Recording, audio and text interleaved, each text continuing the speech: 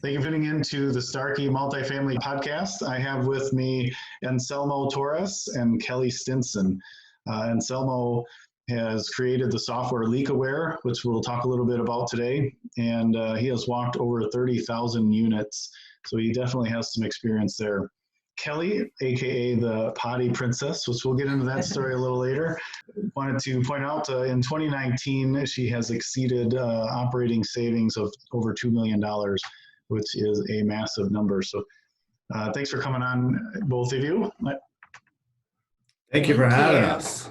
Yeah. So let's start with the Potty Princess. I think that's kind of the exciting story. So where did that story come from?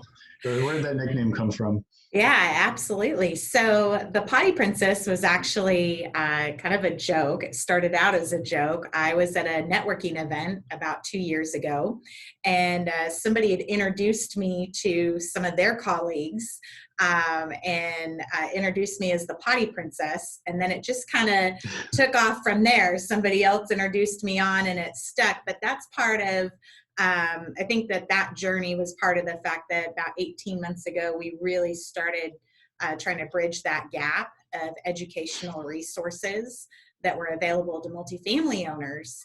And so Anselmo and I have been on this journey of educating and bringing awareness and bringing the resources and tools to the forefront. And I think that just tied the Potty Princess in with everything.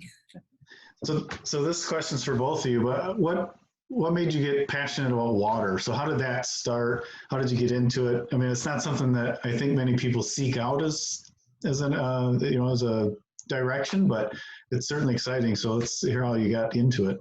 Yeah. I'll go first. So I grew up in Arizona. There is not very much water in Arizona. My dad is also an engineer. So it was all about efficiencies, right? And he definitely took that seriously, especially water. I mean, we were harvesting water. We were redirecting water. We were doing all of that. And then, of course, growing up, you always heard, hey, turn off the faucet, turn off the faucet, turn off the faucet, be smart about the water you're using. So it's just been ingrained in me, to be conservative with water. And then now I have a family, so making sure that we're creating a sustainable environment for them, and one that'll be there for them, as they grow up and have kids of their own. Yeah. So we're kind of on opposite paths. So I grew up in Southern California where we had, wonderful ocean and living beachside, but really where my passion around water and energy started was in my previous professional career, and I helped launch a energy division with that organization. And I'm more of the hands-on. I want to know how it's made, how can we streamline processes, what can we do to make a better impact on the environment, and that's really where I'm fulfilled. And that's what led me into SAS, where I could really be laser focused around the water conservation side, and again, making a environmental impact. So we can leave a better planet for our children. And then at the same time, I mean, it's a win-win for me because I'm hitting my personal goals, but then I'm also saving our clients a ton of money, right? And improving cash flow on their properties. Yeah, and we'll get into that a little bit more. We talked about it before the call is I think water is probably the biggest value add in apartments currently in this environment, but that's a look ahead. We'll get into that in a minute. So that's great stories, tremendous backgrounds. So Anselmo, tell me about the LeakAware, which I think is the biggest reason I reached out to you guys. That's a interesting program. Yeah, so LeakAware came up because I have a very successful friend who is invests in multifamily properties, and typically he was only spending about $9,000 a month on water. And then the next month it went up to like $18,000. And, who has $10,000 just laying around to pay for that extra water bill? So then he said, okay, look, I don't want to do this anymore. I'm going to start keeping track of the meter readings on an Excel spreadsheet. Right. And I've known him for a long time. And he called me and I said, hey, let's make a software out of this. You're using an Excel spreadsheet. Let's use technology. So that's where the software came into play. We started developing it. We tested it on thousands of properties, but really it just helps properties monitor their water consumption. It's really tough to manage it if you're not monitoring it, right? So by monitoring it, you see those spikes. You can get ahead of those expensive water bills ahead of time, before those 30, 45 days when that next water bill comes. Or, once that leak has been creating a lot of destruction on the property, behind the wall leaks, stuff like that. So get very expensive. Exactly. Yeah. So this is real time then. You're getting it is real time in sense that most properties that we work with enter in that reading daily. So at least you get an idea of what's happening on a daily basis on your property. Yeah, I think that's a huge thing, because I mean, you can, like your example, you can double your water consumption very quickly with just a small leak, or even God forbid a larger leak. But and a lot of those, the tenants aren't going to even notice. It could be out of sight. So yeah, that's very important. And even just from my experience walking 30,000 units, what I've realized, it's extremely hard to change human behavior and expect them to identify or even report a leak. It's just something that passes by them. They don't think about it, or it's just not as important to them. So that's really kind of what drives my passion about installing ultra high efficiency products, so that you eliminate that having to change a human behavior, where you expect them to report like a leak or something like that. Yeah. So let's walk through the process of let's say we purchase a building. When do we bring you into the process? If we're buying a building, do we bring you in before we've bought it? Do you look at it like when we're under contract, or after we bought it? When does that start? So we've got a couple different stages on where individuals will engage with us. If you're looking at a deal, a lot of our connections will partner with us on the front side, where they are looking to pencil the deal, see if it's going to cash flow, and they're looking for ways to improve operating expenses right away, maybe sharpen their pencil to make their offer more competitive. So they'll reach out to us for what we call a preliminary proposal. And typically we're within the first 3 to 5 phone calls with these investors, and they'll share with us the OM as well as the T12. And then based upon some of our internal resources and tools, we will then turn around and deliver back within 24 hours a very conservative analysis based on assumptions that we think are on the property. Right. And then they can take that and work that into their number.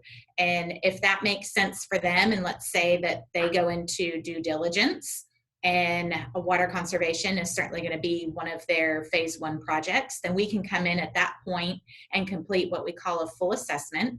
And the full assessment is where we're going to access 100% of the units. All right. We are going in and we are documenting the flow rates of each of the interior plumbing fixtures, from the toilets, the shower heads, the kitchen faucets, as well as all of the bathroom faucets. And what's important about this is that way now we can identify that, let's say, on the southeast side of the property, that property may have already been upgraded.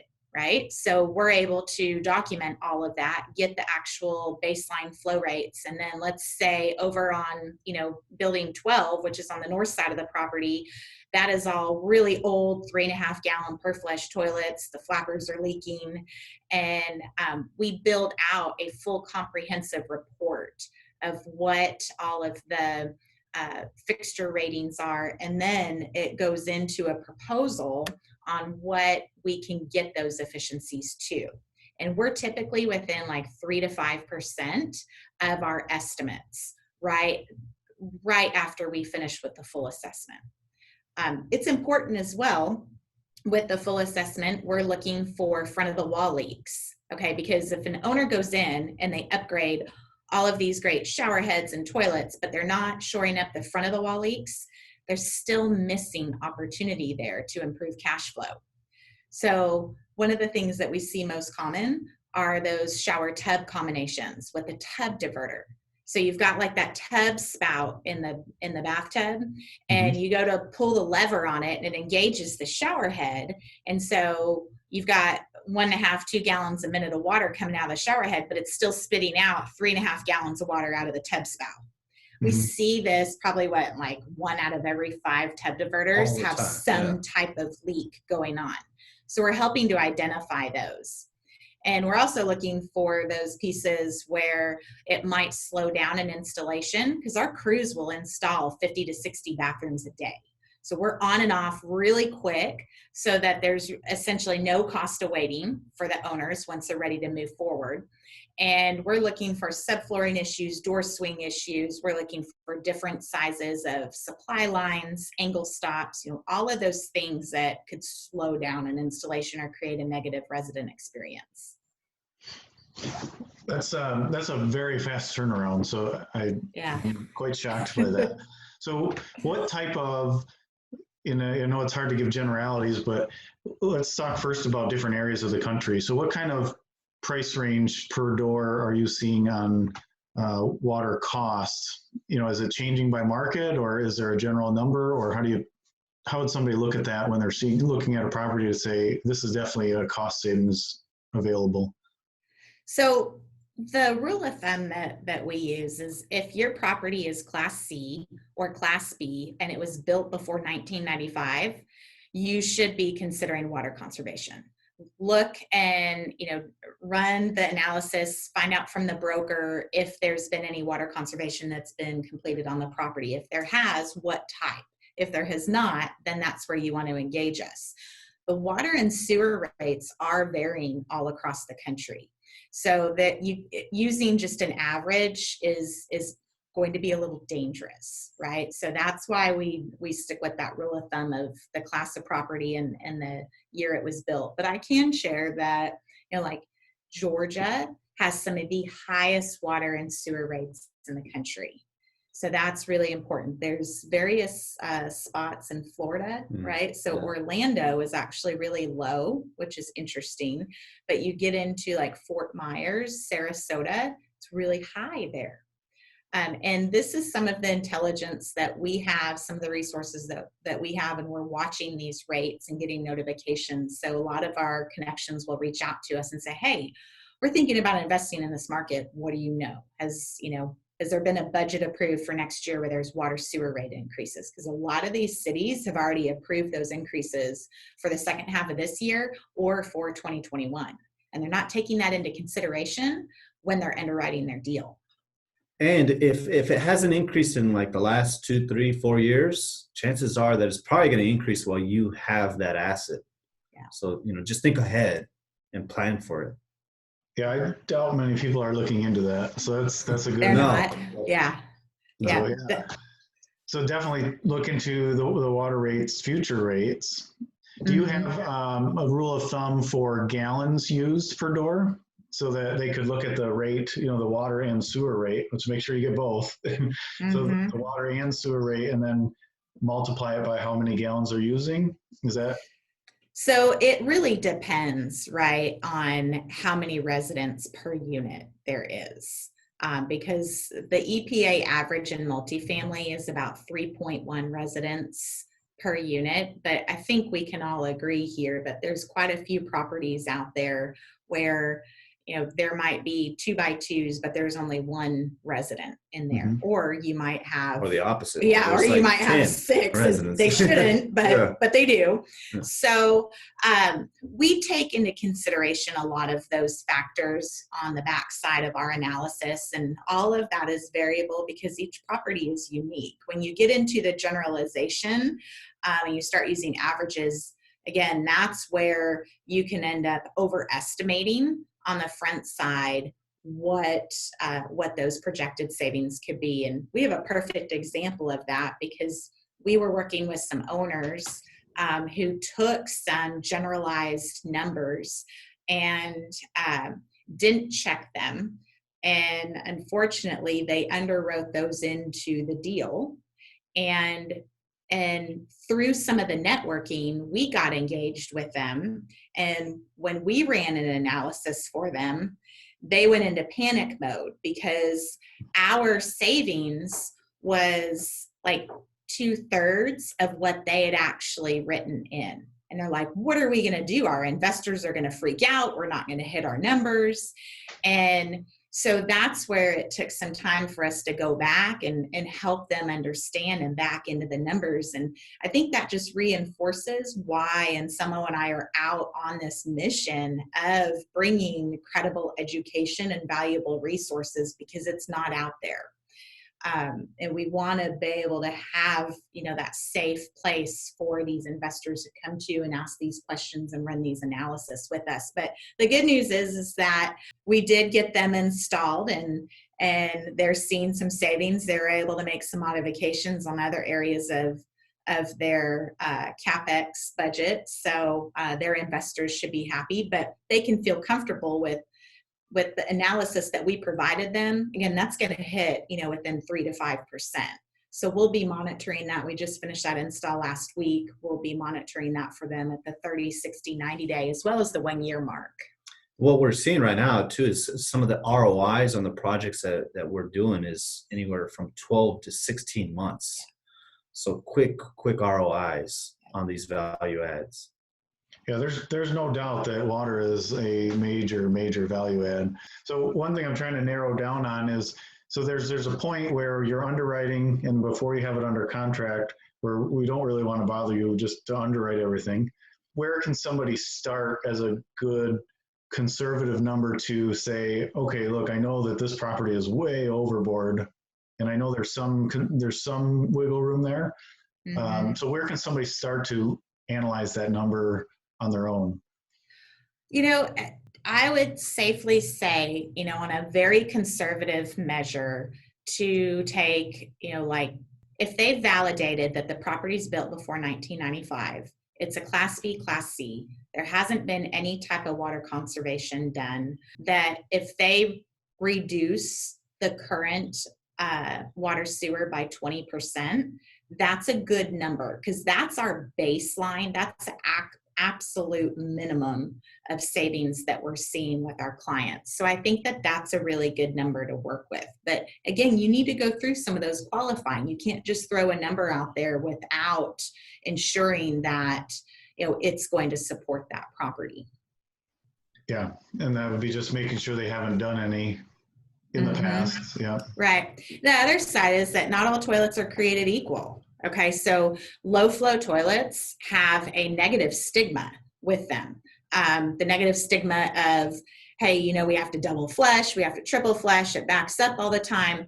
We've got this line carry issue where it's not pushing the waste down and we're getting clogs in the sewer lines. That's something really important to be asking the maintenance staff. If there has been an upgrade on the property, what's been the experience? Are you guys, seeing increased work orders for unclogging toilets? Because some of these manufacturers out there, they didn't re-engineer the toilet. They just made, a more modern design, made a smaller tank, reduced the water. It's still using a flapper. So you're still pushing the same amount of waste, but with less water, but no other technology going with it, right? Mm-hmm. So that's probably going to increase the failure rate. But with the products that we install Niagara toilets and shower heads and aerators, and Niagara actually re-engineered the toilet. And it's only using 0.8 gallons per flush, which is one of the most efficient toilets on the market today.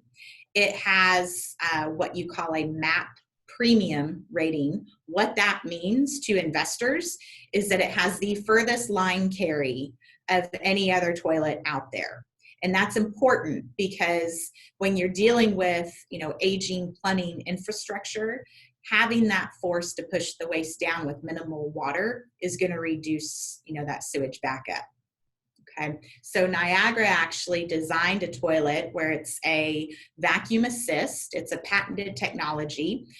In the back of the trapway on the bowl, there's an air transfer tube, and it's created like an air pocket. So it's like a pressurized air pocket. All of this flushing occurs under the water, so it's super quiet, which is perfect in multifamily and hospitality when you're sharing walls. So Because nobody likes to hear their neighbor flushing the toilet. at Nobody. 10:30 at night. Yeah, exactly. So when you flush the toilet, it's releasing that pressure and it's sucking the waste out of the bowl. And then that 0.8 gallons is rinsing the bowl and pushing everything down the line. What's really cool about it is that these toilets don't have any flappers. And maintenance staff love this because now they've got reduced work orders. They don't have to come in and deal with those running toilets. And owners love this because the toilets are virtually maintenance free and virtually leak free. So they're protecting the asset, right? After you upgrade, they're protecting their asset of any potential leaks down the line. And in case you wanted to know how she got the name, the Potty Princess, I mean, I think that was a perfect reason, right? Yeah, I have a lot of passion about the technology and how it's made and on the front side. So, yeah. Well, she answered like about 6 questions. Sorry. That's awesome. Well, so I think you covered a lot of this, but I do want to ask, so there are companies that replace just the flapper, or I've even talked to property managers that are putting objects in the bowl just to occupy water space. Yep. You know, you did touch on it a little bit, but we'll go back into it a little bit more. Why would you not do those 2 alternatives out there? Yeah. Do you want to take Well, that? especially like something that we've seen is people putting bricks in toilets to displace water so it doesn't take as much water. So my grandparents used to do. Yes. So not only does that brick disintegrate and then it just messes up the flapper and eventually now your flapper's leaking. Those flappers in those toilets typically have like a 2-year lifespan. So after 2 years, they start to disintegrate and then you get that slow leak that maybe the resident doesn't hear or they're not reporting. But you get that slow leak. So that's one thing that, and then the other thing that we're seeing is, you know, those Clorox tablets or the whatever they're sticking inside to make it smell better. Those are actually deteriorating the flappers quicker as well. The corrosive. So, and those leaky flappers can cause those toilets to leak up to 200 gallons a day. So in your average market, you know, let's say you've got 10 toilets on your property, and your average market when you're looking at water rates and sewer rates, I mean, that could be an additional $8,800 a year in water sewer costs. It's just attributed to 10 leaking toilets. Yeah, and I think it's tough for a lot of people to grasp that, you know, because I talk to a lot of sellers and you ask them, you know, that question, how have you done anything with water conservation? You know, I think your bill seems expensive. Yeah. And they're like, I don't know, I haven't even thought about it. Yep. Yeah. Happens all the time. But here's the thing, for those owners and investors that have done these types of projects and they see the benefits of it financially, it now becomes part of their business process when they're looking at properties. I mean, first phase going in. So it's kind of one of those best kept secrets, but we're trying to bring that education. But it is common. I'd probably say that half of the investors out there today, they're thinking about renovations. How do I bump the rent, right? How do I get max rent in the market? But here's the thing. The market is probably going to contract. I think we're all in agreement on that. And so for some of these owners that were, you know, positioning to hold properties for 3 to 5 years and get that rent bump and then exit the property, now a lot of owners we're talking to are positioning to hold properties a little bit longer, maybe for that minimum 5-year term, go 5 to 7 years. Okay, so at that point, if the market contracts, you can't continue to bump rent up. At some point, you have to stay level, right? So now you need to really look into improving the operating expenses on the property. And how do you do that without sacrificing quality? How do you do that without having to change resident behavior?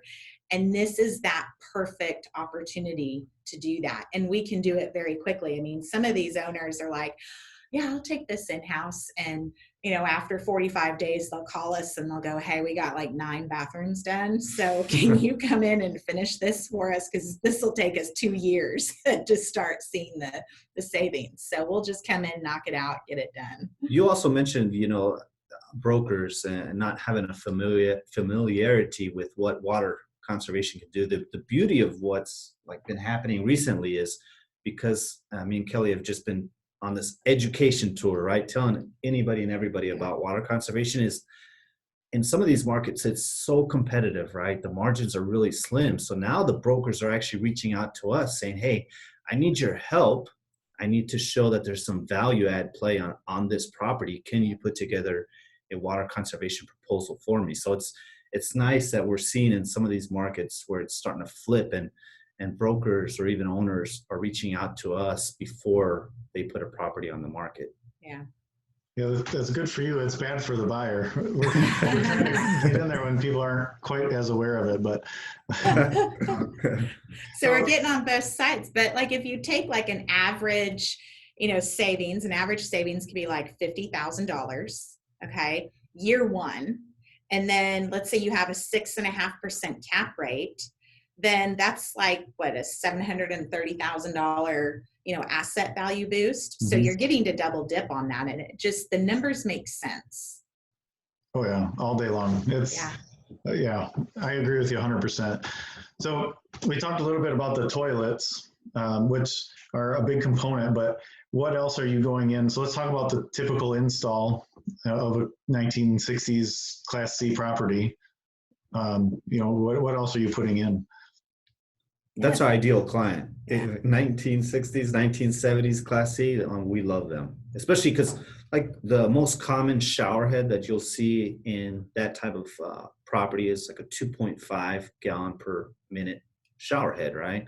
Mm-hmm. So we'll go in and we'll put in, depending on what the property wants, anywhere between like a 1.25 or a 1.5 shower head. So we are replacing all the shower heads. We're also replacing all the aerators on the faucets. So like the bathroom faucet and the kitchen faucet.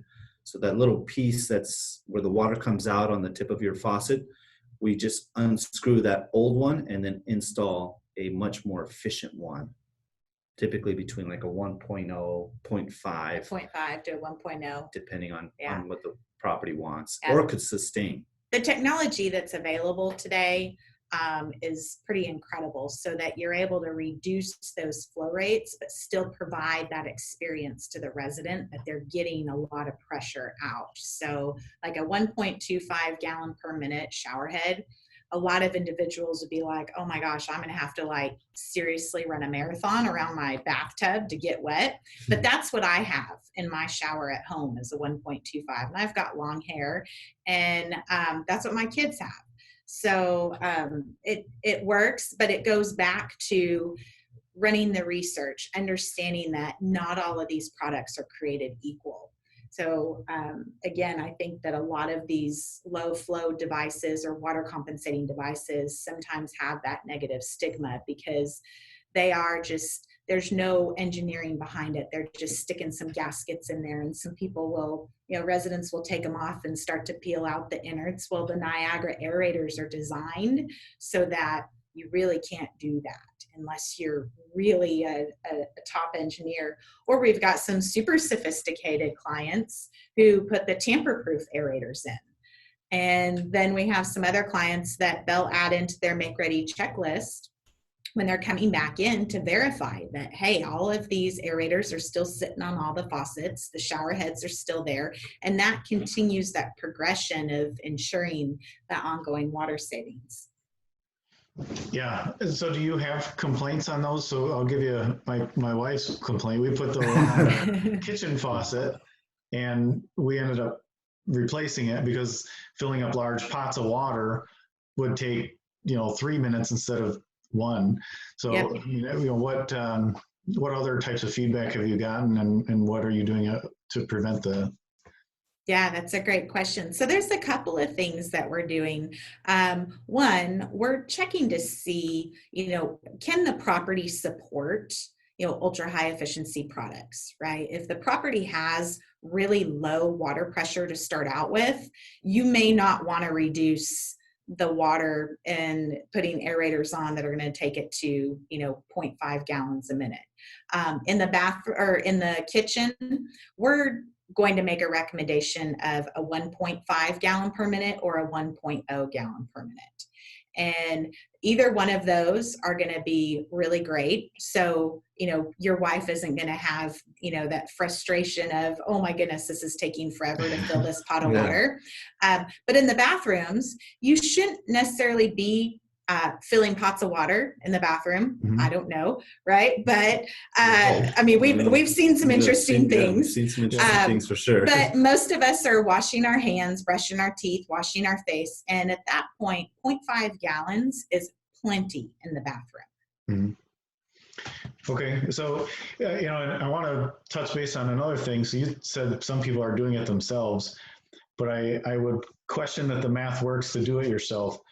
Your example of doing 50 units a day and saving money immediately, as opposed to, somebody who's not really prepared for doing that much. I can tell you, I am not capable of doing 50 a day with everybody that I know put together. So, yeah. So what is the cost of a typical, if they're doing the whole program, they're doing all the faucets, the shower head, the toilet, what does that cost, labor and everything out the door? Yeah, so that's $275 per bathroom. That includes all of the material. That includes all of the labor, the dumpster, because we'll bring the dumpster on site so that we're removing all of the inefficient fixtures and disposing of that. We also have a project supervisor that's on staff with our crews. So that project supervisor, their sole responsibility is to QC everything, to make sure that the angle stop is turned back on, to make sure that the caulking around the base of the toilet is clean, to make sure that there's that Teflon tape that's been put on with the shower head. Any of those things that could warrant a resident callback or a negative experience, right? So we're trying to keep it as streamlined as possible. If you were to walk into the Home Depot and purchase, this Niagara toilet, it's probably going to be like $150, $160, and then you got to get the toilet seat and supply line and wax seals. So to have somebody come in and do a full assessment on the property, help you document all the front of the wall leaks and project manage everything for you, $275 will give you that ROI of 12 to 14, 12 to 16 months easily. And the cost of time too. You mentioned we could do 50, 60 toilets a day and be on and off your property, 100 unit property within a week to 2 weeks. So within that first billing cycle, you're already realizing the savings. Yeah. Yeah, I don't think I could do it that cheap. So to me, that's an absolute no-brainer. But you said that's the bathroom. Are people doing the kitchen as well, or is that?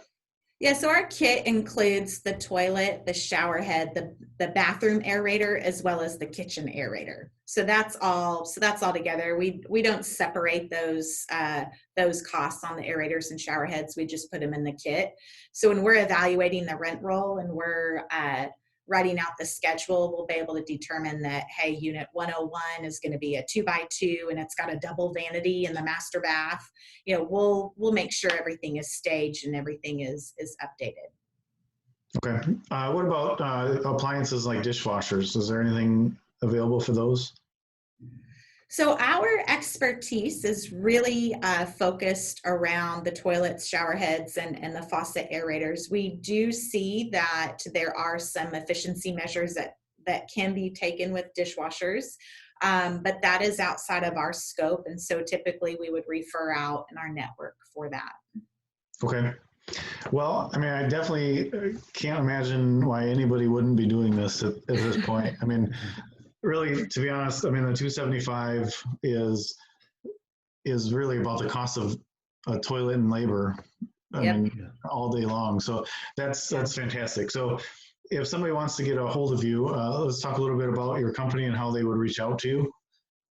Yeah, so both Anselmo and I are very active on LinkedIn, so you can reach out to us through there. You can get to me on LinkedIn through hashtag the Potty Princess. You'll get to me. I also put a lot of educational content out there on a consistent basis. And then you can also reach out to us through our website at sasconserve.com. Great. And you do all over the country, right? Yep. We are nationwide. Anywhere where there's water, we're going to follow that. Awesome. All right. Well, I think that about covers it. Is there anything I missed?